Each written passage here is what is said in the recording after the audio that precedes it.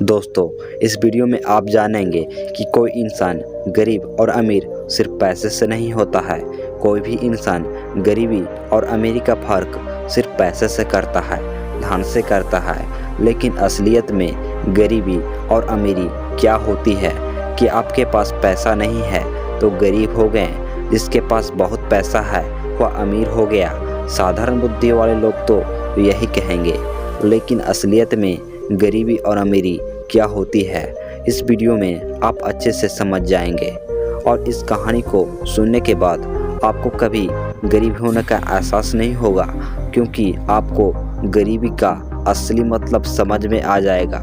एक बार एक भिखारी अपने जीवन से परेशान हो चुका था, क्योंकि उसे अपने जीवन को चलाने के लिए भीख मांगना पड़ता था।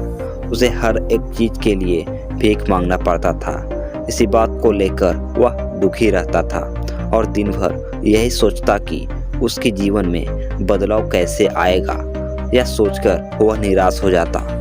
वह हर दिन देखता कि बहुत सारे लोग निराश होकर आंखों में आंसू लिए लोग और विभिन्न चिंताओं से परेशान लोग गौतम बुद्ध की तरफ जाते और वापस लौटते समय वे बेहद खुश हो जाते थे।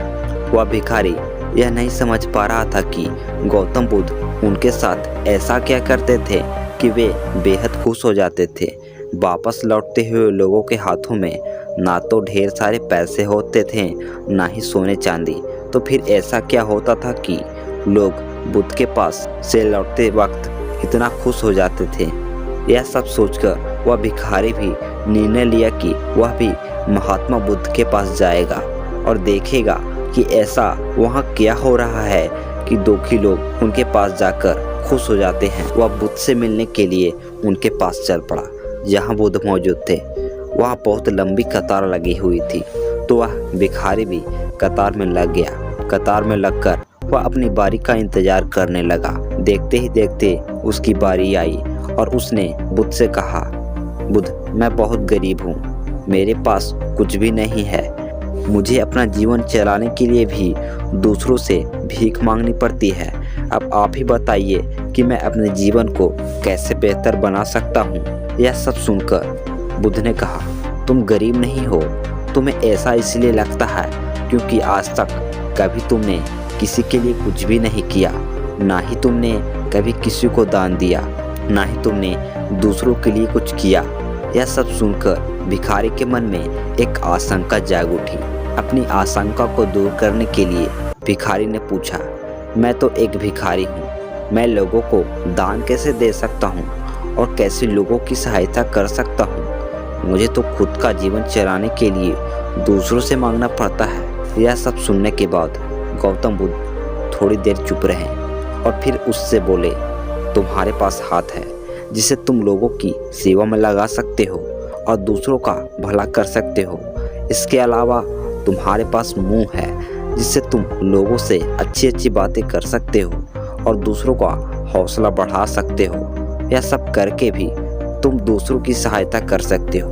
जरूरी नहीं है कि दान सिर्फ पैसे से ही किया जाए। हम चाहे तो शिक्षा का भी दान कर सकते हैं, हम चाहे तो अन्न का भी दान कर सकते हैं। ऊपर वाले ने अगर किसी को पूर्णतः अच्छा शरीर दिया है तो वह गरीब नहीं है, वह बस दिमाग से गरीब है। उसे इस विचार से हटकर दूसरों की सेवा में लगाना चाहिए। बुद्ध की यह सब बातें सुन लेने के बाद वह भिखारी बहुत ही ज़्यादा खुश हो गया और उसका मन अब संतुष्ट था। हम सब इस बात की चिंता में समय बर्बाद करते हैं कि हम गरीब हैं, लेकिन यह सत्य नहीं है। सत्य तो यह है कि जब तक हमारा शरीर पूरी तरह से बेहतर है तो हम उसका उपयोग करके आगे बढ़ सकते हैं और खुद के जीवन को बेहतर बना सकते हैं। अगर कोई व्यक्ति सिर्फ अपने गरीबी पर ध्यान दे और उसे बदलने की कोशिश ना करे तो वह मूर्ख है। इसके अलावा हमें इस कहानी से यह भी सीख मिलती है कि दान सिर्फ धन का ही नहीं किया जाता, शिक्षा, भोजन, अच्छे विचार आदि का भी किया जाना जरूरी है। अगर आपके पास धन नहीं है तो आप शिक्षा का भी दान कर सकते हैं, या फिर आप दूसरों के लिए अच्छे विचारों का भी दान कर सकते हैं। इससे समाज बेहतर बनता है।